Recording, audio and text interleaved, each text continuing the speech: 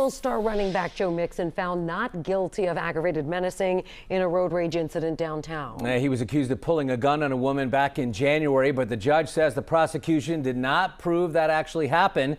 WLWT News 5's Brian Hamrick was in the courtroom for the entire four-day trial. He is live once again from the courthouse. And Brian, did not take the judge long to issue this decision. Yeah, Mike, well, after closing arguments, Judge Gwen Bender took about 20 minutes to look over some documents and came back with her verdict. After a careful review of all of the evidence presented at trial, including the stipulations and the testimony presented today, I cannot say that the city sustained its burden. Not guilty. Thank you.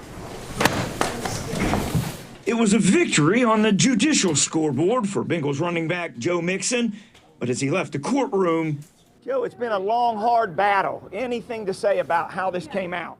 he stuck with a game plan of saying nothing. It's exactly what he did during the trial, too. Your Honor, we rest. Mixon did not take the stand to testify. His defense team didn't call a single witness.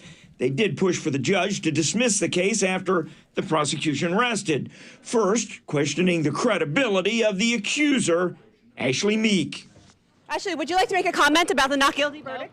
She didn't want to talk after court either, but on the stand admitted she had screamed at Mixon, "You're what's wrong with America today." Ashley Meek is what's wrong with America today. Defense attorney Merlin Shivadecker didn't stop there. I would suggest that she has the credibility of a snake oil salesman. Prosecutors addressed the lack of physical evidence that Nixon pulled a gun or even owned a gun like the one Meek described. We don't know what gun he may have had. City prosecutor Tim Horsley provided possibilities. He may have had some gun that he didn't even own with him that day. We don't know what gun he had.